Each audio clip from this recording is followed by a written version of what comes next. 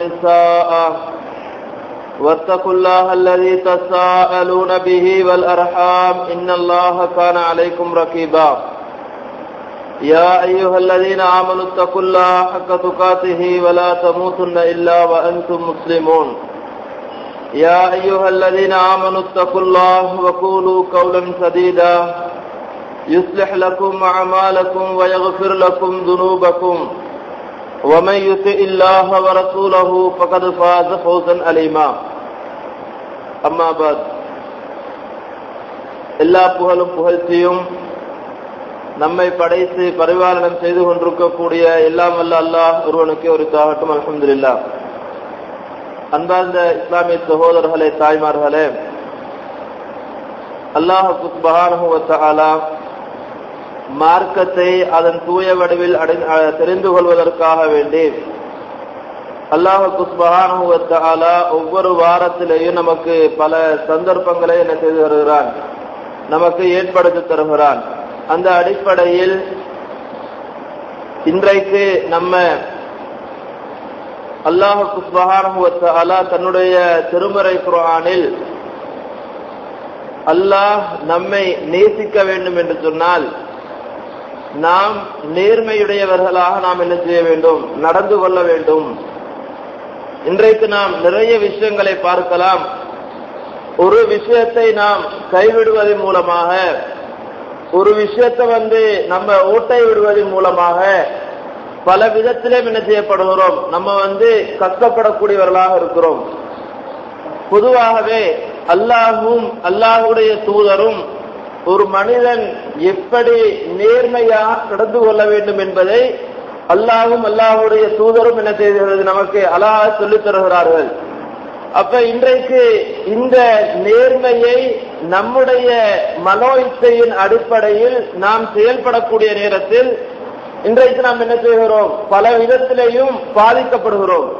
பொதுவாகவே பெற்றோர்களால் பிள்ளைகள் பாதிக்கப்படுவதும், அது மட்டுமல்லாமல் பிள்ளைகளால் பெற்றோர்கள் பாதிக்கப்படுவதும், இப்படி இரண்டு விதமாகவும் என்ன செய்யப்படுகிறது. ஒரு மனிதன் நேர்மையை இழக்கக்கூடிய நேரத்தில் அவன் பல விதத்திலே என்ன செய்யப்படுகிறான், பாதிக்கப்பட்டு சில கஷ்டங்களுக்கு உள்வாங்கப்படுகிறான்.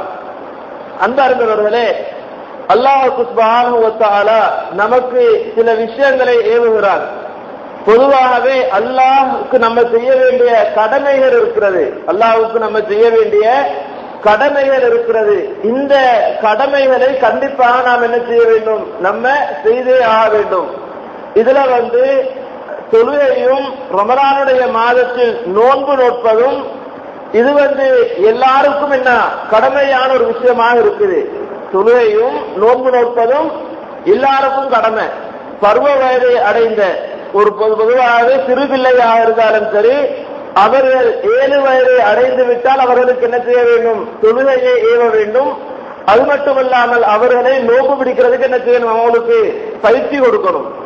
அது மட்டுமல்லாமல் அவர்கள் 10 வயதை அடைந்து விட்டால் அவர்களுக்கு என்ன செய்ய வேண்டும், அவர்களை அடித்தாவது தொழ வைக்க வேண்டும். அவர்களை வற்புறுத்தி என்ன செய்ய வேண்டும், நோன்பு நோக்க வைக்க வேண்டும்.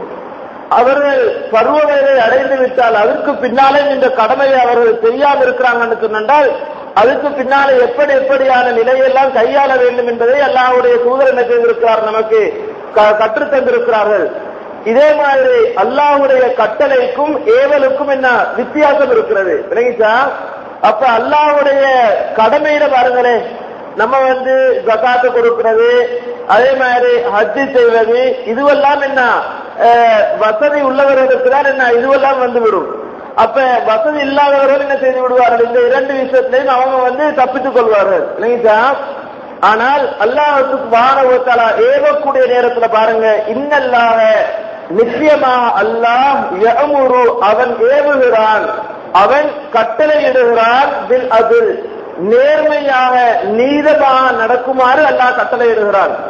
பொதுவாகவே பாருங்கள், இன்றைக்கு நம்ம இந்த உலகத்துல வாழக்கூடிய நேரத்துல நம்ம இன்றைக்கு நம்ம இப்படி இந்த நிலையில இருக்கிறோம்னு சொன்னா இதே நிலையில நம்ம எல்லா காலம் இருக்க போறது கிடையாது, அப்படித்தானே?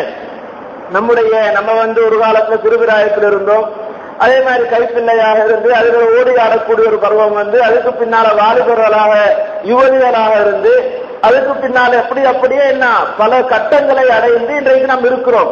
அப்ப ஒவ்வொரு மனிதரும் அவன் யாராக இருந்தாலும் சரி, அவன் ஒரே பருவத்தில் என்ன செய்யறது கிடையாது, அவன் இருக்க போறது கிடையாது. அவனுடைய பருவங்கள் மாறி மாறி அவன் சென்று கொண்டே இருப்பான். இல்லைங்களா? இப்படி போகக்கூடிய நேரத்தில் அவன் இந்த உலகத்துல வாழக்கூடிய நேரத்துல சந்தோஷமாக நிம்மதியாக வாழ வேண்டும் என்று சொன்னால் அவனிடத்துல இருக்க வேண்டிய ஒரு முக்கியமான ஒரு பண்பு என்னன்னு சொன்னால் நேர்மையாக நீதமாக அவன் என்ன செய்து கொள்ள வேண்டும், நடந்து கொள்ள வேண்டும். இந்த விஷயத்துல அவன் தடுமாறக்கூடிய நேரத்துல, இந்த விஷயத்துல அவன் தடம் புரண்டு இருக்கக்கூடிய நேரத்துல இந்த உலகத்திலேயே அவன் என்ன செய்வான், பலவிதமான கஷ்டங்களுக்குள்ளாகுவான். அது மட்டுமல்லாமல் நாளை மறுமையில் அல்லாஹ்வுடைய பயங்கரமான பிடியில அவன் என்ன செய்து விடுவான், சிக்கப்பட்டு விடுவான் என்பார்களே. அப்ப நம்ம என்ன செய்ய வேண்டும், நேர்மையாக நீதமாக நடந்து கொள்வதற்கு இப்போதே என்ன செய்ய வேண்டும், பழகிக்கொள்ள வேண்டும். அல்லாஹ் சொல்லுகின்றான், இன்னல்லாஹ யஅமுரு பில் அத்ல், அவன் ஏவுகிறான், அவன் ஏவுகிறான் நீதத்தை, நேர்மையை அவன் என்ன செய்கிறான், நேர்மையாக நீதமாக நடவுங்கள் என்று அல்லாஹ் ஏவுகிறான். அது மட்டுமல்லாமல் வல் இஹ்சான், நீங்க நீதமாக நேர்மையாக நடவுங்க, நன்மையான விஷயங்களையும் நீங்கள் செய்யுங்கள். வஈதாஇல் குர்பா, உங்களுடைய நெருங்கிய உறவினர்களுக்கும் கொடுங்கள் என்று அல்லாஹ் சுப்ஹானஹு வ தஆலா இந்த 3 விஷயத்தையும் சொல்லுகின்றான். பாருங்க, இன்றைக்கு நீதம் நேர்மை இந்த இரண்டும் இருக்குதானே, இது ஒரு முக்கியமாக நம்மிடத்துல இருக்க வேண்டும் என்ற விஷயத்தை நம்ம பார்த்தோம் இல்லையா? பாருங்க, சஹாபாக்களுக்கு மத்தியில் நபியலார் ஸல்லல்லாஹு அலைஹி வஸல்லம் அவர்களால பயிற்சிவிக்கப்பட்ட அந்த சஹாபாக்களுக்கு மத்தியில ஒரு சந்தர்ப்பத்தில் இந்த நீத நேர்மை இழக்கப்படுகிறது. ஒரு சந்தர்ப்பத்தில் நீதம் நேர்மை இழக்கப்பட்ட நேரத்துல அந்த தாய் என்ன செய்கிறார் என்று சொன்னால், இதற்கான ஒரு முடிவை தீர்வை நான் என்ன செய்ய வேண்டும், அல்லாஹ்வுடைய தூதரிடத்திலே இருந்து பெற்றுக்கொள்ள வேண்டும் என்று அந்த ஒரு சஹாபிய பெண்மணி முன்வருகிறாள் என்ற இந்த செய்தியை என்ன செய்ய முடிகிறது, ஹதீஸ்களினூடாக பார்க்க முடிகிறது. பாருங்கள், நமக்கு தெரிந்த ஒரு நபித்தோழர் நுஅமான் இப்னு பஷீர் ரலியல்லாஹு அன்ஹு அவர்கள். யாரு? நுஅமான் இப்னு பஷீர் ரலியல்லாஹு அன்ஹு அவர்கள். அவர் சொல்றாரு, என்னுடைய தந்தை எனக்கு என்ன செஞ்சாரு, அவர் இருக்கக்கூடிய அந்த சொத்திலிருந்து சில பணத்தை என்ன செஞ்சாரு, எனக்கு தந்தாரு. சதக்காவா தான தர்மமா என்ன செஞ்சாரு, அவர் எனக்கு தந்தாரு. இத கண்டது யாருன்னு சொன்னா, நுஅமான் ரலியல்லாஹு அன்ஹுடைய தாய் ரவாஹா ரலியல்லாஹு அன்ஹு என்ன செய்யறாங்க, கொடுத்ததை கண்டுடுறாங்க. இன்னைக்கு பாருங்களே, இன்னைக்கு நம்ம வாழக்கூடிய நேரத்துல இன்னைக்கு நம்ம எப்படி இருக்கிறோம்னு பாருங்க. நமக்கு ஒரு 3 பிள்ளைன்னு வைங்க, நமக்கு ஒரு 3 பிள்ளை இருக்குதுன்னு வைங்க. 3 பிள்ளை இருந்தான்னு சொன்னால் நம்ம ஒவ்வொருத்தரும் கொடுக்கும் பொழுது எப்படி கொடுப்போம், ஒரு பிள்ளைக்கு 1 லட்சம் கொடுத்தோம்னு சொன்னா அடுத்த பிள்ளைக்கு எவ்வளவு கொடுப்போம், அதை விட கூட கொடுப்போம், 1.5 லட்சமோ 2 லட்சமோ கொடுப்போம். அதுக்கு அடுத்த பிள்ளைக்கு என்ன செய்வோம், 3 லட்சமோ 4 லட்சமோ கொடுப்போம். இப்படி ஏற்றத்தாழ்வை நாம் என்ன செய்கிறோம், நம்ம இப்படி நடந்து கொள்கிறோம். அப்ப இன்றைக்கு இப்படி நடக்கக்கூடிய நேரத்துல ஒரு தாயாக இருந்தாலும் சரி, தந்தையாக இருந்தாலும் சரி, இந்த இடத்துல இதை கண்டு வருவாங்கன்னா கண்டு வர மாட்டாங்க. இல்லைங்களா? இது ஒரு அசால்ட்டாக இருக்கு, இது ஒரு கண்டும் காணாத ஒரு விஷயமாக இருக்குது. இல்லைங்களா? அப்ப இந்த நேரத்துல நம்ம நேர்மையை கடைபிடிக்க வேண்டும். பாருங்கள், நுஅமான் இப்னு பஷீர் ரலியல்லாஹு அன்ஹு என்ன செய்யறாங்க, தன்னுடைய மகன் நுஅமானுக்கு என்ன செய்யறாங்க, பஷீர் ரலியல்லாஹு அன்ஹு அவர்கள் நுஅமானோட பெரிய அளவுல பாசம் வைத்திருக்கிறாங்க. இன்னைக்கு பாசத்தால வைங்களே, ஒரு பிள்ளை மேல ஒரு தாய் தந்தை நிறைய பாசம் அன்பு காட்டுவாங்கன்னு சொன்னால் அந்த பிள்ளைக்கு, அந்த அன்பு காட்டக்கூடிய பிள்ளைக்கு என்ன செய்வாங்க, நிறைய உதவிகளை செய்வாங்க. சரியா? ஒரு பொருளை வாங்கி கொண்டு வரான்னு சொன்னா அந்த பிள்ளைக்கு தான் அதிகமாக கொடுப்பாங்க, ஒரு ஆடையை வாங்கினாலும் அந்த பிள்ளைக்கு தான் அதிகமாக கொடுப்பாங்க. இப்படி பெற்றோர்கள் என்ன செய்யறாங்கன்னா அந்த பிள்ளைய ஒரு வித்தியாசமான ஒரு தோரணத்துல பாக்குறாங்க. இதே மாதிரி ஒரு வித்தியாசமான ஒரு தோரணையில பார்த்ததுதான் யாரு, பஷீர் ரலியல்லாஹு அன்ஹு, நுஅமான் ரலியல்லாஹு அன்ஹு ஒரு வித்தியாசமான தோரணையில பாக்குறாங்க. அப்படி பார்த்து என்ன செய்யறாங்கடா, அவருடைய பணத்திலிருந்து கொஞ்சத்தை கொடுத்துடுறாங்க. இத தாய் கண்டனையே, தாய்க்கு கோபம் வருது. என்னடா, எனக்கு மற்ற பிள்ளைங்களுக்கும் இருக்குது, எனக்கு வேறு பிள்ளைகளும் இருக்குது, அந்த பிள்ளைக்கு இவர் கொடுக்காம இவருக்கு மட்டும் கொடுக்கிறாரே, இது ஒரு நீதமான ஒரு செயல் இல்லையே, ஒரு அநீதமான ஒரு செயலாக இருக்குது என்று சொல்லி அந்த தாய் அந்த அளவு ஆவேசப்படுகிறாள். ஆவேசப்பட்டு என்ன செய்யறான்னு சொன்னால், இந்த விஷயத்தை நீங்க என்ன செய்யணும், அல்லாஹ்வுடைய தூதரிடத்துல கொண்டு வைத்தே ஆகணும். இந்த விஷயத்தை அல்லாஹ்வுடைய தூதரிடத்துல கொண்டு போய் இதுக்கான தீர்வை நீங்க காணணும் என்று சொல்லி அந்த ரவாஹா ரலியல்லாஹு பஷீர் ரலியல்லாஹு சொல்றாங்க. அதுக்கு பின்னால பஷீர் ரலியல்லாஹு என்ன செய்யறாங்கன்னு சொன்னால் அல்லாஹ்வுடைய தூதரிடத்துல போறாங்க.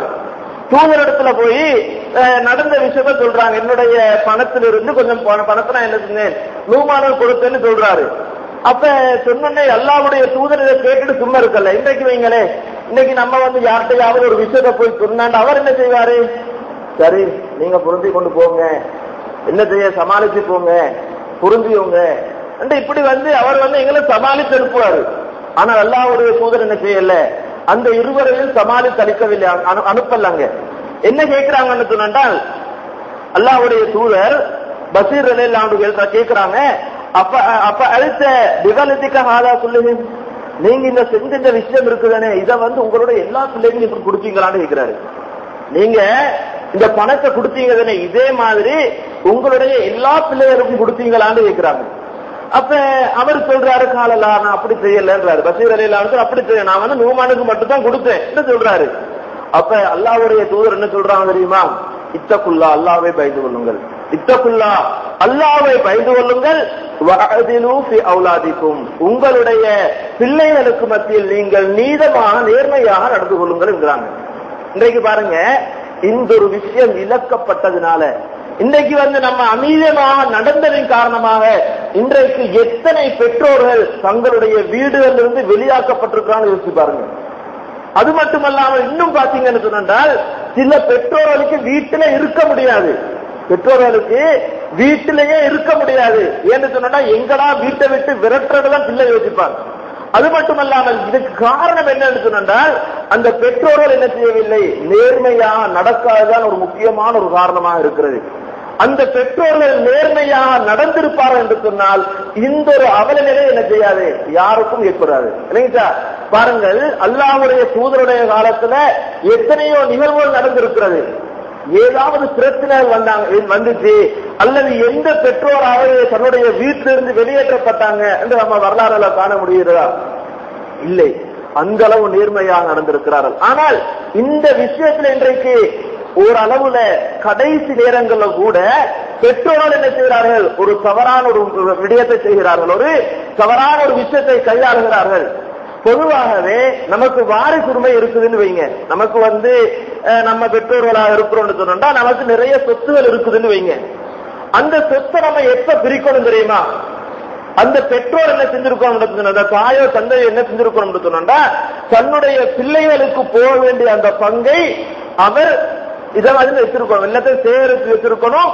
அவருடைய மரணத்துக்கு பின்னாலதான் என்ன செய்யணும், இதை பிரிக்கணும். இது அல்லாஹ் சொல்லக்கூடிய சட்டம், நான் சொல்லக்கூடிய சட்டம் அல்ல, அல்லாஹ்வுடைய தூதர் சொன்ன சட்டம் அல்ல, அல்லாஹ் சுப்ஹானஹு வ தஆலா தன்னுடைய திருமறை குர்ஆன்ல சொல்லக்கூடிய சட்டம்.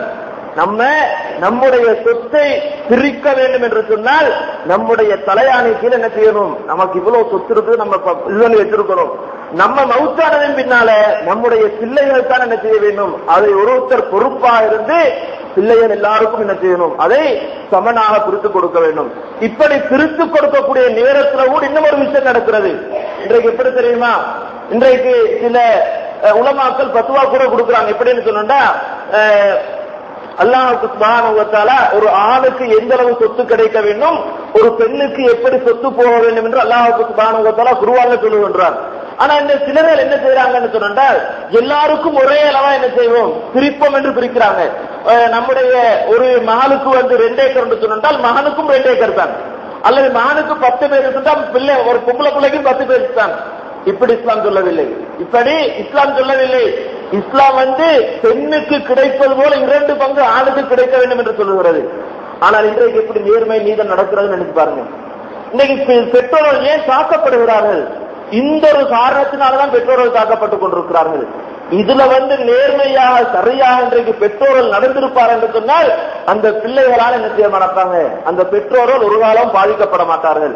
அன்பார்ந்தவர்களே, இன்றைக்கு இந்த உலகத்துல வாழக்கூடிய நேரத்துல நம்முடைய ஒரு சிறிய ஒரு ஆசைக்காக நம்ம நேர்மையாக நீதமாக நடக்க தவறக்கூடிய கட்டத்துல நம்ம என்ன செய்கிறோம், ஒரு பெரிய ஒரு பாதிப்புக்குள்ளாகிறோம்.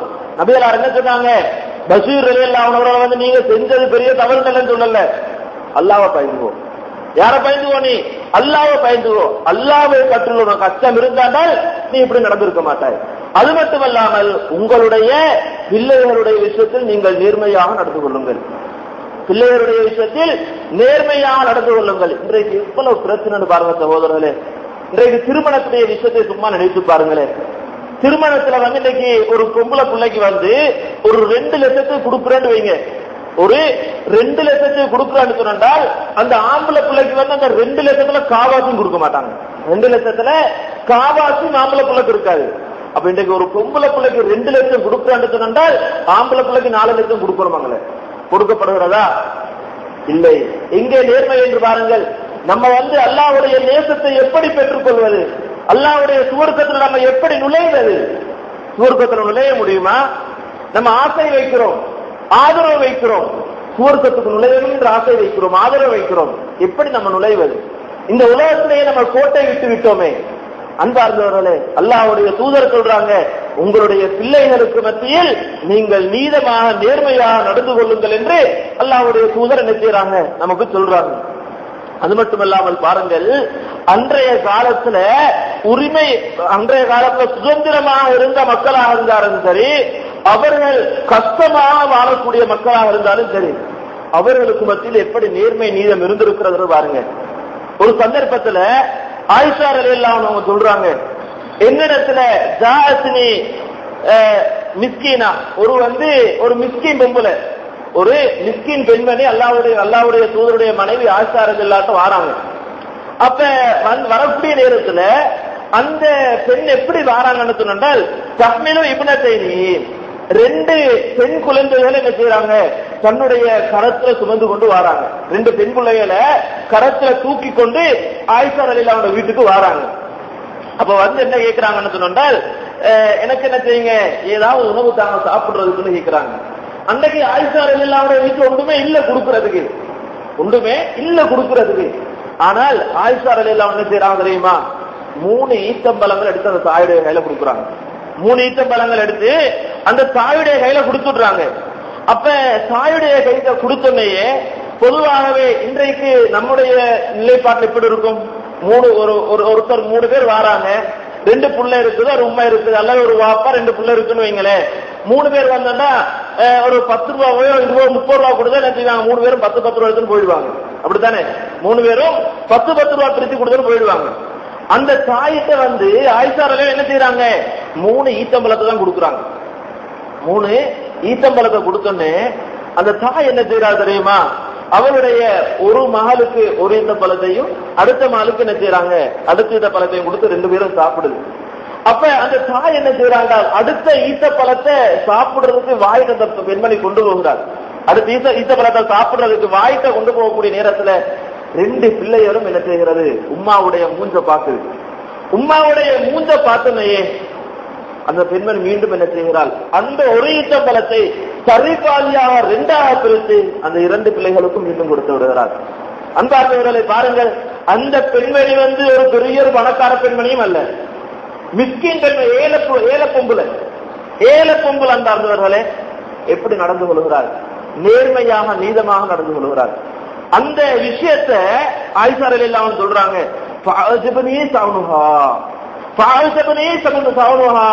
அந்த விஷயம் என்னை ஆச்சரியமாக்கியதுன்றாங்க. இப்படி நடந்து கொண்ட அந்த விஷயம் இருக்குதானே, இது என்னை ஆச்சரியமாக்கிச்சு என்று சொல்லி ஆயிஷா ரலியல்லாஹு அன்ஹா சொல்லிட்டு நபியல்லாஹு ஸல்லல்லாஹு அலைஹி வஸல்லம் அவர்கள் வந்தோடனே என்ன செய்யறாங்க? நடந்த இந்த விஷயத்தை எடுத்து சொல்றாங்க. இப்படி நடந்துச்சு. ஒரு ஆச்சரியமான ஒரு செய்தி என்ன? ஒரு பெண்மணி வந்தால் 2 பிள்ளைகளை தூக்கி கொண்டு வந்தால், என்னிடத்துல 3 ஈத்தம்பழம் இருந்துச்சு, அதை நான் கொடுத்தேன். முதல்ல 2 பிள்ளைகளுக்கும் 1 கொடுத்துட்டு அந்த தாய் அதை சாப்பிடுறதுக்கு வாய்ப்பு எடுத்துட்டு அதை சாப்பிடாம மீண்டும் என்ன செஞ்சார்? பிள்ளைகள் தாயை பார்த்தோன்னே, மூஞ்ச பார்த்தோன்னே அதையும் 2ஆக பிரிந்து பிள்ளைகளுக்கே கொடுத்து விட்டார் என்று நபியல்லாஹு ஸல்லல்லாஹு அலைஹி வஸல்லம் அவர்களிடத்தில் அந்த நடந்த விஷயத்தை சொல்லுகின்றார்கள். நபியல்லாஹு ஸல்லல்லாஹு அலைஹி வஸல்லம் அவர்கள் சொல்லுகின்றார்கள், பாருங்கள், நேர்மையாக நீதமாக நடந்து விட்டால், பிள்ளைகளுக்கு மத்தியில் நேர்மையாக நீதமாக நடந்து விட்டால், நபியல்லாஹ் சொல்றாங்க, இன்னல்லாஹ, நிச்சயமா அல்லாஹ் கத் அவுஜத லஹா பிஹல் ஜன்னah, அல்லாஹ் அவளுக்கு சுவர்க்கத்தை வாஜிபாக்கி விட்டான், கடமையாக்கி விட்டான் என்று நபியல்லாஹ் சொல்றாங்க.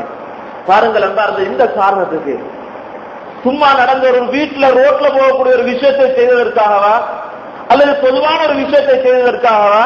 இல்லை சகோதரர்களே, அந்த தாய் நேர்மையாக நடந்ததின் காரணமாக நபியலார் என்ன சொன்னாங்க? இந்த பெண்ணுக்கு சுவர்க்கம் வாஜிப் என்று சொன்னார்கள். இன்றைக்கு சும்மா நினைத்து பாருங்கள், சுவர்க்கத்தினுடைய வாடையை நாம் எப்படி நுகர்வது, சுவர்க்கத்தில் எப்படி காலை எடுத்து வைப்பது, நம்ம எப்படி நடந்து கொண்டிருக்கிறோம் அன்பார்ந்தவர்களே. சற்று என்ன செய்ய வேண்டும், நினைத்து பார்க்க வேண்டும் அன்பார்ந்தவர்களே.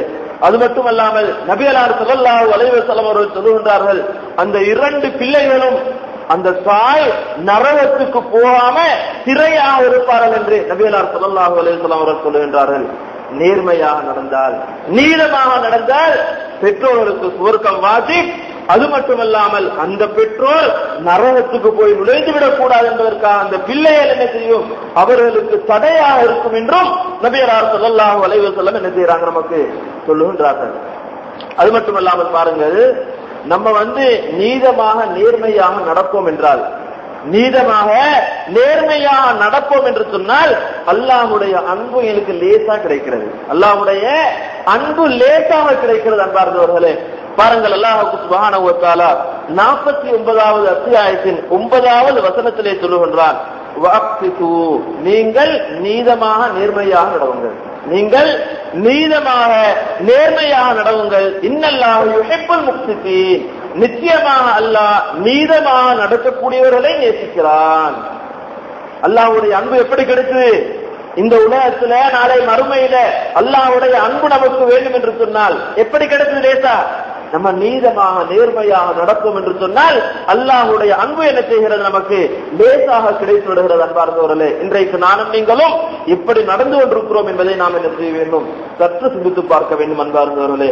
அது மட்டுமல்லாமல் பாருங்கள், நபியலார் ஸல்லல்லாஹு அலைஹி வஸல்லம் அவர்கள் இன்னும் சொல்லுகின்றார்கள், எப்படி நீதமாக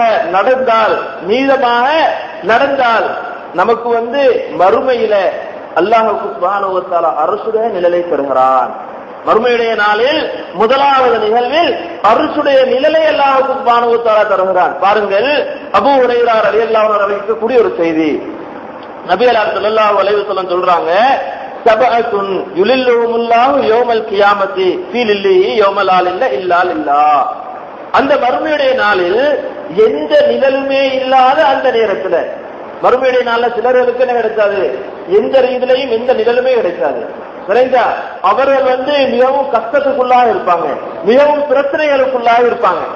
இந்த நேரத்துல அல்லாஹ் சுப்ஹானஹு வ தஆலா என்ன செய்கிறான், 7 பேர்களுக்கு நிழலை கொடுக்கிறான். இந்த நேரத்துல 7 பேர்களுக்கு நிழலை கொடுக்கிறான். இதுல நபியலார் ஸல்லல்லாஹு அலைஹி வஸல்லம் அவர்கள் சொல்லுகின்றார்கள், இமாமுன் ஆதிலுன், நேர்மையாக நடந்த ஒரு தலைவர், நேர்மையாக நடந்த ஒரு மனிதனுக்கு அல்லாஹ் என்ன செய்கிறான், அரசுடைய நிழலை கொடுப்பதாக நபியலார் ஸல்லல்லாஹு அலைஹி வஸல்லம் அவர்கள் சொல்லுகின்றார்கள். அன்பார்ந்தவர்களே, அரசுடைய நிழல் வேண்டும் என்று சொன்னால் அந்த மறுமையுடைய நாளில் எல்லா மக்களுக்கும் மத்தியில அல்லாஹ்வுடைய குடைக்குள்ள நானும் நீங்களும் சென்று இருக்க வேண்டும் என்று சொன்னால் இந்த உலகத்துல வாழக்கூடிய நேரத்தில் என்ன செய்ய வேண்டும், குடும்பத்துல நம்ம பொறுப்புதாரராக இருந்தாலும் சரி, அல்லது அந்த குடும்பத்துக்கு பொறுப்பாக இருக்கக்கூடிய கணவனுடைய சொத்துக்கும் பிள்ளைகளுக்கும் பொறுப்பாக இருக்கக்கூடிய தாயாக இருந்தாலும் என்ன செய்ய வேண்டும், அவர்கள் நேர்மையாக நடக்க வேண்டும் என்று நபியலார் ஸல்லல்லாஹு அலைஹி வஸல்லம் என்ன செய்யறாங்க, நமக்கு சொல்லித் தருகிறார்கள். அது மட்டுமல்லாமல் பாருங்கள், இந்த உலகத்துல நேர்மையாக நீதமாக நடக்கக்கூடிய மக்களை நாளை மறுமையில் அல்லாஹ் எப்படி கௌரவப்படுத்துறான்னு பாருங்க. அல்லாஹ் எப்படி கௌரவப்படுத்துறான் தெரியுமா? நபியலார் ஸல்லல்லாஹு அலைஹி வஸல்லம் அவர்கள் சொன்னதாக அப்துல்லாஹ் இப்னு அம்ர் இப்னு ஆஸ் ரலியல்லாஹு அன்ஹு அறிவிக்கக்கூடிய ஒரு செய்தி. நபியலார் சொல்றாங்க, இன்னல் முக்ஸிதீன இந்தல்லாஹ், அல்லாஹ்விடத்தில் நீதமாக நடந்தவர்கள், நிச்சயமாக அல்லாஹ்விடத்தில் நீதமாக நடந்தவர்கள் அலா மனாபிரம் மினன் நூர், பிரகாசமான மேடைகளை ஏற்று கௌரவிக்கப்படுவார்கள்.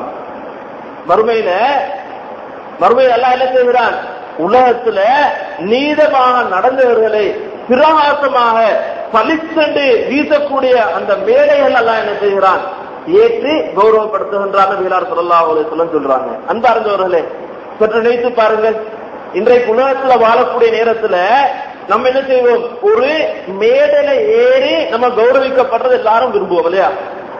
அது மட்டுமல்லாமல் பெற்றோர்களை பொறுத்த மட்டில் பிள்ளைகள் ஒரு இடத்துல கௌரவிக்கப்படணும் என்பதை விரும்புவாங்க. ஒரு மேடைக்கு புள்ள ஏறிட்டேன்னு வைங்களே, உம்மா அப்பா கீழே இருந்து சந்தோஷம் தாங்க முடியாம இருக்கும். அந்த அளவு சந்தோஷப்படுவாங்க. என் புள்ள மேல இருக்குது, என் புள்ள சத்தியம் எடுக்க போகுது, என் புள்ள என்ன செய்யப்படுது, பிரசன்ட் எடுக்க போகுதுன்னு சொல்லி எல்லாரும் என்ன செய்வாங்க, ஆசைப்படுவாங்க. ஆனால் அன்பார்ந்தவர்களே, உலகத்துல அந்த நிகழ்வை பார்ப்பதுன்னா அந்த இடத்தில் இருக்கக்கூடிய மக்கள் மாத்திரம்தான். நாளை மறுமையில் அல்லாஹ் சுப்ஹானஹு வ தஆலா எப்படியான மக்களுக்கு மத்தியில நம்மள வித்தியாசமா காட்டுவான் தெரியுமா? இந்த உலகத்துல முதல் மனிதர் ஆதம் அலைஹிஸ்ஸலாம் அவர்கள் முதல் கடைசியாக பிறக்கக்கூடிய பிள்ளை வரைக்கும் என்ன செய்வாங்க, மறுமையுடைய நாளையில மஹ்ஷர் மைதானத்தில் அப்படியே இருப்பாங்க. சரியா? எந்த ஒளிவு மறைவும் இருக்காது. எல்லாரும் என்ன வெட்ட வெளியில் இருப்பாங்க. இந்த நேரத்துல அல்லாஹ் என்ன செய்யறான் தெரியுமா? இந்த உலகத்துல நீதமாக நேர்மையாக நடந்தவர்களை ஒரு பிரகாசமான பளிச்சுட்டு வீசக்கூடிய ஒரு மேடையில ஏற்றி அல்லாஹ் என்ன செய்கிறான், கௌரவப்படுத்துகின்றான் என்று நபிகளார் ஸல்லல்லாஹு அலைஹி வஸல்லம் அவர்கள் சொல்லுகின்றார்கள். இதை சொல்லிவிட்டு ஏன் தெரியுமா இவர்கள் இப்படி கௌரவிக்கப்பட்டார்கள் என்று நபிகளார் ஸல்லல்லாஹு அலைஹி வஸல்லம் அவர்கள் சொல்லுகின்றார்கள், அல்லதீன யஅதிலூன ஃபீ ஹுக்மிஹிம், அவர்களுடைய விஷயங்களில் அவர்கள் ஒரு இடத்துக்கு பொறுப்பு சாட்டப்பட்டு அவர்கள் தலைவராக இருந்து அவர்களுக்கு கீழால சிலர்கள் நியமிக்கப்பட்டு அவருடைய சட்ட விஷயத்தில் என்ன செஞ்சாங்க, அவர்கள் நீதமாக நடந்து கொண்டார்கள். அது மட்டுமல்லாமல் அவருடைய குடும்ப விஷயத்துல அவர்கள் என்ன செய்தார்கள், நீதமாக நடந்து கொண்டார்கள். குடும்பம்னா யாரு? ஒரு குடும்பம் என்று சொன்னால் தாய் தந்தை பிள்ளைகள், இது ஒரு குடும்பம் இல்லைங்களா? இந்த குடும்ப விஷயத்திலும் அவர்கள் என்ன செய்தார்கள், நீதமாக நடந்து கொண்டார்கள். அது மட்டுமல்லாமல் யாருக்கெல்லாம் ஒரு பொறுப்பு சாட்டப்பட்டிருந்தார்களோ இவருடைய விஷயத்திலே அவங்க என்ன செஞ்சாங்க, நீதமாக நடந்து கொண்டார்கள். இப்படி நடந்து கொண்டதின் காரணமாகத்தான் நாளை மறுமையில் என்ன செய்யப்படுகிறார்கள், அவர்கள் ஒளி வீசக்கூடிய பிரகாசமான இடத்துல என்ன செய்யப்படுறாங்க, அவங்க கௌரவிக்கப்படுகிற இந்த செய்தி என்ன செய்யறாங்க, நபிகளார் ஸல்லல்லாஹு அலைஹி வஸல்லம் அவர்கள் எனக்கும் உங்களுக்கும் என்ன செய்கிறார்கள், சொல்லித் தருகிறார்கள். பார்த்தவர்களே, சற்று நினைத்து பாருங்க, இன்றைக்கு நம்ம இந்த நேர்மை நீதமான இந்த விஷயத்தை நம்ம எப்படி நடந்து கொண்டிருக்கிறோம் நினைத்து பாருங்கள். இன்றைக்கு நிறைய பேரை பொருத்தப்பட்டான்னு சொன்னால் இந்த ஒரு விஷயத்துல அச்சமில்லாதவர்களாக இருக்கிறார்கள், பயமில்லாதவர்களாக இருக்கிறார்கள். இந்த விஷயத்துல அசால்ட்டாகவே என்ன செய்து கொண்டிருக்கிறார்கள், நடந்து கொண்டிருக்கிறார்கள். பார்த்தவர்களே, இப்படி இதற்கு முன்னால நம்ம நடந்திருப்போம் என்று சொன்னால், இதற்கு முன்னால நேர்மை இல்லாமல் நீதம் இல்லாமல் நம்ம நடந்திருப்போம் என்று சொன்னால், இதே சந்தர்ப்பத்தில் என்ன செய்ய வேண்டும், அல்லாஹ்விடத்திலே கை நீட்டி கேட்க வேண்டும், அல்லாஹ்விடத்திலே மன்றாட வேண்டும். யா அல்லாஹ், நான் இப்படி நடந்து விட்டேன், யா அல்லாஹ், யா அல்லாஹ், என்னை நீ மன்னிக்காவிட்டால் உன்னை என்று மன்னிப்பதற்கு வேறு யாரும் இல்லை, யா அல்லாஹ், என்னை மன்னித்து விடியா அல்லாஹ் செய்ய வேண்டும். நாம் அல்லாஹ்விடத்திலே கையேந்த வேண்டும். அது மட்டுமல்லாமல் யாருடைய விஷயங்களில் எல்லாம் நாம் அநீதமாக நடந்திருக்கிறோமோ அவர்களிடத்திலே போய் இதை செய்ய வேண்டும், நாம் கேட்க வேண்டும், மன்னிப்பு கேட்க வேண்டும். அவர்கள் மன்னித்தால்தான் என்ன செய்வார்கள், செய்வான் அல்லாஹ் எங்களை மன்னிப்பான். அன்பார்ந்தவர்களே, அவர்கள் எங்களை மன்னிக்கவில்லை என்று சொன்னால் பிள்ளையாக இருக்கட்டும், தாயாக இருக்கட்டும், தந்தையாக இருக்கட்டும், இன்றைக்கு மறுமையுடைய நாள் இருக்குதானே, மறுமையுடைய நாளையில எல்லாரும் இருக்கக்கூடிய நேரத்துல உம்மாவும் இருப்பாங்க, வாப்பாவும் இருப்பாங்க, புள்ளவங்களும் இருப்பாங்க. ஒவ்வொருத்தரையும் ஒவ்வொருத்தரை கண்டு ஓடுவாங்க, ஒவ்வொருத்தரை கண்டு ஓடுவாங்க. ஏன்? இவன் ஏதாலும் கேட்டுடுவான்னு பயத்தில் ஓடுவாங்க. இன்றைக்கு இந்த உலகத்திலே நம்ம இதுக்கான ஒரு தீர்வை கண்டுட்டோன்னு சொன்னாலே மறுமையில நம்ம ஓடணுமா? மறுமையில சந்தோஷமே இருக்கணும், யாருக்கும் பயப்பட வேண்டிய அவசியம் இல்லை. சரிங்களா? உம்மா நேட்ட கேட்பாங்க, வாப்பு கேட்பான், அதே மாதிரி பிள்ளைகள் கேட்பாராண்டாம். என்ன செய்ய, நம்ம பயப்பட வேண்டிய அவசியமே இல்லை. இந்த உலகத்திலே இதற்கான தீர்வை நானும் நீங்களும் கண்டுவிட்டால் அன்பார்ந்தவர்களே, நானும் நீங்களும் என்ன செய்ய வேண்டும், இதற்கான தீர்வை இந்த உலகத்திலே என்ன செய்ய வேண்டும், தேடி பெற்றுக் கொள்ள வேண்டும். அன்பார்ந்தவர்களே, பிள்ளைகளை பொறுத்தமட்டில் அவர்கள் பெற்றோரிடத்துல மன்னிப்பு கேட்க வேண்டும் என்று சொன்னால் கேட்க வேண்டும். கௌரவம் வேண்டிய அவசியம் கிடையாது, கௌரவம் அவசியம் கிடையாது. இந்த உலகத்துல நம்ம எந்த கௌரவத்தையும் எதிர்பார்க்க வேண்டிய அவசியம் கிடையாது. அவர்கள் கணவன் மனைவி பத்தியலாக இருந்தாலும் சரி மன்னிப்பு கேட்டு விட வேண்டும். ஒரு மனைவி கணவனுக்கு அநியாயம் செய்திருக்கிறான் என்று சொன்னால் மன்னிப்பு கேட்க வேண்டியது ஒரு பெரிய விஷயமே கிடையாது.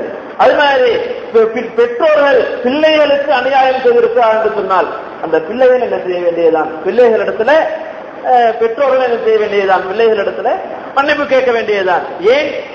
ஏன் கேட்கணும்? நம்ம இதை நம்ம கேட்டாதான் என்ன செய்வான், அல்லா எங்களை மன்னிப்பான், இல்லாட்டி எல்லாம் மன்னிக்க மாட்டான். நம்ம கௌரவத்தை ரெஸ்பெக்ட் எதிர்பார்த்தோம்னு சொன்னால் அல்லாஹ்வுடைய மன்னிப்பு நமக்கு கிடைக்காது, அல்லாஹ்வுடைய மன்னிப்பு நமக்கு கிடைக்காது என்பதை நம்ம என்ன செய்ய வேண்டியதுதான், உறுதியாக தெரிந்து கொள்ள வேண்டியதுதான். அடுத்ததாக அல்லாஹ் சுப்ஹானஹு வ தஆலா நாம் மேலே சொன்ன அந்த வசனத்துல இரண்டாவது விஷயமாக சொல்லுகின்றார், வல் இஹ்சான், நீங்கள் நன்மையான விஷயங்களையும் செய்யுங்க. நீங்க நன்மையான விஷயங்களையும் செய்யுங்கள். அதே மாதிரி உங்களுடைய உறவுகளுக்கு கொடுங்கள் என்று என்ன செய்யறான் அல்லாஹ் சுப்ஹானஹு வ தஆலா சொல்லுகின்றான். அன்பார்ந்தவர்களே, பொதுவாகவே ஒரு விஷயத்தை நானும் நீங்களும் தெளிவாக தெரிந்து கொள்ள வேண்டும். இன்றைக்கு நமக்கு சொத்து செல்வங்கள் இருக்குதுன்னு வைங்க, நமக்கு சொத்து செல்வங்கள் இருக்குது. ஆனால் நேர்மையாக நம்ம என்ன செய்திருக்கிறோம், செயல்பட்டிருக்கிறோம். நம்முடைய சொந்தத்தில் ஒருத்தர் என்ன செய்யப்பட்டு கொண்டிருக்கிறார், ஒரு கவலைப்பட்டு, அது மட்டுமல்லாம அவன் கஷ்டப்பட்டு கொண்டிருக்கிறான். இந்த நேரத்தில் என்ன செய்ய வேண்டும், அவர்களுக்கு நம்ம உதவி செய்யக்கூடியவர்களாக இருக்கணும். பொதுவாகவே நம்ம கொடுக்கக்கூடிய நேரத்தில் அல்லாஹ் சொல்லுகின்றான், வஇசாஇதில் குர்பா, உங்களுடைய நெருங்கிய உறவினர்களுக்கு கொடுங்க, நெருங்கிய உறவினர்களுக்கு கொடுங்க. இன்றைக்கு நிறைய பேர்கள் இருக்கிறார்கள், பல ஹஜ்ஜுகளை செய்திருப்பார்கள், பல விதத்திலும் என்ன செய்வாங்க, பலருக்கு சதக்கா கொடுத்திருப்பார்கள், ஜகாத்து கொடுத்திருப்பார்கள். ஆனால் குடும்பத்துல ஒரு நானாவோ ஒரு தம்பியோ அல்லது யாரோ என்ன செய்யப்பட்டு கொண்டிருப்பான், ஒரு பயங்கரமான கஷ்டத்தில் இருப்பான். அன்பார்ந்தவர்களே, இவர்களுக்கு என்ன செய்வோம், நம்ம முதல்ல கொடுக்கிறோம்னு சொன்னால் நம்முடைய குடும்பத்தாளர்கள் என்ன செய்து விட வேண்டும், நம்ம தூக்கி விட வேண்டும். அதுக்கு பின்னாலதான் நம்ம உம்ரா செய்வதாக இருந்தாலும் சரி, ஹஜ் செய்வதாக இருந்தாலும் சரி, இதுக்கு பின்னாலதான் அன்பார்ந்தவர்களே, இதுதான் நம்ம முதலாவது கொடுக்க வேண்டியவர்கள். நம்முடைய குடும்பம் என்பதை என்ன செய்யக்கூடாது, நம்ம தெளிவாக புரிந்து கொள்ள வேண்டும். பாருங்கள் அன்பார்ந்தவர்களே, நபியர் ஸல்லல்லாஹு அலைஹி வஸல்லம் அவர்கள் சொல்லுகின்றார்கள், ஒரு முஸ்லிம் இன்னொரு முஸ்லிமுக்கு சகோதரன், ஒரு முஸ்லிம் இன்னொரு முஸ்லிமுக்கு சகோதரனாக இருக்கிறான் என்று சொல்லிவிட்டு நபியர் ஸல்லல்லாஹு அலைஹி வஸல்லம் அவர்கள் பல விஷயங்களை நமக்கு சொல்லித் தருகிறார். எப்படின்னு சொன்னால், அவன் என்ன செய்ய மாட்டான், ஒரு முஸ்லிமுக்கு அநியாயம் செய்ய மாட்டான். முஸ்லிம் என்று வரும்பொழுது அது யாராக இருந்தாலும் சரி, நம்முடைய சொந்த சகோதரனாக இருந்தாலும் சரி, வேறு சகோதரனாக இருந்தாலும் சரி, எல்லாரும் என்னதான் முஸ்லிம் தான். அவன் என்ன செய்ய மாட்டான், அநியாயம் செய்ய மாட்டான். அவனை ஒரு அந்நியனிடத்தில் ஒப்படைக்கவும் மாட்டான், அந்நியனிடத்துல ஒப்படைக்கவும் மாட்டான் என்று சொல்லிவிட்டு நபியர் ஸல்லல்லாஹு அலைஹி வஸல்லம் அவர்கள் சொல்லுகின்றார்கள், வமன் கான ஃபீ ஹாஜதி அஹீஹி, தன்னுடைய சகோதரனுடைய தேவையில யார் இருக்கிறார்களோ, தன்னுடைய ஒரு சகோதரனுக்கு ஒரு தேவை இருக்குது, இந்த நேரத்துல ஒரு சகோதரன் அடுத்த சகோதரனுக்கு உதவி செய்யக்கூடியவராக இருந்தால் நபியர் ஸல்லல்லாஹு அலைஹி வஸல்லம் அவர்கள் சொல்லுகின்றார்கள், கானல்லாஹு ஃபீ ஹாஜதிஹி, அவனுடைய தேவையில அல்லாஹ் இருக்கிறான். இன்றைக்கு நம்ம ஒருத்தருக்கு உதவி செய்வோம் என்று சொன்னால் நமக்கு அல்லாஹ் என்ன செய்வான், உதவி செய்வான் என்று நபியர் ஸல்லல்லாஹு அலைஹி வஸல்லம் அவர்கள் சொல்லுகின்றார்கள். அது மட்டுமல்லாமல் வமன் ஃபர்ரஜ அன் முஸ்லிமின் குர்பத்தன், ஒரு முஸ்லிமுடைய கஷ்டத்தை ஒரு மனிதன் நீக்குவான் என்று சொன்னால், ஒரு மனிதனுடைய கஷ்டத்தை ஒரு மனிதன் நீக்குவான் என்று சொன்னால், ஃபர்ரஜல்லாஹு அன்ஹு குர்பத்தன் மின் கராபாத்தி யௌமில் கியாமா, நபியர் ஸல்லல்லாஹு அலைஹி வஸல்லம் அவர்கள் சொல்லுகின்றார்கள், மறுமை நாளின் கஷ்டங்கள் இருந்து ஒரு கஷ்டத்தை அல்லாஹ் நீக்குகின்றான் நபியர் ஸல்லல்லாஹு அலைஹி வஸல்லம் சொல்றாங்க. எவ்வளவு ஒரு பெரிய விஷயம்னு பாருங்க. இன்றைக்கு நம்முடைய ஒரு சகோதரன் என்ன செய்கிறான், கஷ்டத்தில் இருக்கிறான், அவனுடைய கஷ்டத்திலிருந்து அவன் என்ன செய்கிறோம், அவனை கொஞ்சம் விடுதலை பண்ணி அவனை தூக்கிடுறோம். நபியர் சொல்றாங்க, மறுமை நாள்ல பல கஷ்டங்கள் இருக்குது, அப்படித்தானே, மறுமை நாள்ல நிறைய கஷ்டங்கள் இருக்குது. அந்த கஷ்டத்திலிருந்து ஒரு கஷ்டத்தை அல்லாஹ் என்ன செய்கிறான், நீக்கி விடுவதாக நபியர் ஸல்லல்லாஹு அலைஹி வஸல்லம் சொல்றாங்க. அப்படி நம்ம என்ன செய்வோம், இந்த உலகத்துல யாருக்கெல்லாம் கஷ்டங்களா இருக்குது, நமக்கு ஏழுமாம் அந்த கஷ்டத்தை நீக்க நம்மளால ஏழும் சொன்னால் அவருடைய கஷ்டங்களை நம்ம நீக்குவோம் என்று சொன்னால், மறுமையில பலருடைய கஷ்டங்களை நம்ம நீக்கி இருக்கிறோம் என்று சொன்னால் பல கஷ்டங்கள் இருந்து அல்லாஹ் என்ன செய்து விடுவான், நம்மளை நீக்கி விடுவான் என்பார்களே. அது மட்டுமல்லாமல் இன்னும் நபியர் ஸல்லல்லாஹு அலைஹி வஸல்லம் அவர்கள் சொல்லுகின்றார்கள், வமன் சதர முஸ்லிமன், யாரு ஒரு முஸ்லிமுடைய குறையை மறைக்கிறானோ, யார் ஒரு மனிதன் ஒரு முஸ்லிமுடைய குறையை மறைக்கிறானோ, சதரஹுல்லாஹு யௌமல் கியாமா, கியாமத் நாளில் அல்லாஹ் அவனுடைய குறைகளை மறைக்கிறான் நபியர் ஸல்லல்லாஹு அலைஹி வஸல்லம் அவர்கள் சொல்லுகின்றார்கள். இன்றைக்கு நம்மளை பொறுத்து மட்டும் எங்கடா ஒரு மனிதனுடைய குறையை போய் மற்றவங்க சொல்றதை நம்ம யோசிச்சுட்டு இருக்கிறோம். இந்த தன்மையை என்ன செய்து விட வேண்டும், இன்றே விட்டுவிட வேண்டும் அன்பார்ந்தவர்களே. யாரை பற்றி நம்ம யாரிடத்திலும் குறை சொல்ல வேண்டிய அவசியம் கிடையாது. பொதுவாகவே மனிதர்களை பொறுத்த மட்டும் அவர்கள் ஏதோ ஒரு ரீதியில தவறு செய்யக்கூடியவர்கள் தான், அவர்களை மன்னிக்க வேண்டும். அவருடைய குறையை நம்ம என்ன செய்யக்கூடாது, ஒரு காலமும் வெளியே போய் சொல்லி தெரியக்கூடாது. இன்றைக்கு நிறைய பேரை நம்ம பார்க்கலாம், மற்றவருடைய குறையை சொல்லுவாங்க.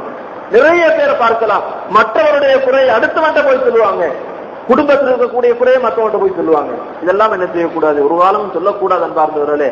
நபியர் ஸல்லல்லாஹு அலைஹி வஸல்லம் அவர்கள் சொல்லுகின்றார்கள், வமன் சதர முஸ்லிமன், யார் ஒரு முஸ்லிமுடைய குறையை மறைக்கிறானோ, சதரஹுல்லாஹு யௌமல் கியாமா, கியாமத்துடைய நாளில் அல்லாஹ் அவருடைய குறையை மறைப்பான் என்று நபிகளார் ஸல்லல்லாஹு அலைஹி வஸல்லம் நமக்கு சொல்லுகின்றார் நண்பார்களே. அப்ப நபிகளாருடைய வாழ்க்கை நெறியிலிருந்து நமக்கு எல்லா விதத்திலேயும் முன்மாதிரி இருக்கிறது நண்பார்களே. நாம் என்ன செய்ய வேண்டும்? இந்த உலகத்துல வாழக்கூடிய நேரத்துல மற்றவர்களுக்கு உதவி செய்யக்கூடியவர்களாகவும் நேர்மையாக நீதமாக நடப்பதற்கும் நாம் என்ன செய்ய வேண்டும்? இந்த உலகத்திலே நமக்கு அல்லாஹ் சுப்ஹானஹு வ தஆலா தந்திருக்கக்கூடிய வாழ்நாளில் ஆயுளில் நாம் என்ன செய்ய வேண்டும்? பழகிக் கொள்ள வேண்டும். அந்த அடிப்படையில செயல்படுவதற்கு நாம் என்ன செய்ய வேண்டும்? பல விதத்திலே முயற்சி செய்ய வேண்டும் அன்பார்ந்தவர்களே. இப்படி நம்ம வாழ்ந்து மரணிப்போம் என்று சொன்னால் நாளை மறுமையில் அல்லாஹ் சுப்ஹானஹு வ தஆலா நாளை மறுமையில பல கிரீடங்களை தந்து பல அந்தஸ்துக்களை தந்து நம்ம கௌரவிப்பான் என்பதில் எவ்விதமான சந்தேகம் கிடையாது. எனவே அந்த கிரீடங்களும் கௌரவங்களும் நமக்கு தேவை என்று சொன்னால் இந்த உலகத்தில் நீதமாக நேர்மையாக நல்ல முறையில் வாழ்ந்து மரணிக்கக்கூடிய நன்மக்களாக அல்லாஹ் சுப்ஹானஹு வ தஆலா நம் அனைவரையும் மாற்றி அருள்வானாக. வ ஆகிரு தஅவானா அல்ஹம்துலில்லாஹி ரப்பில் ஆலமீன்.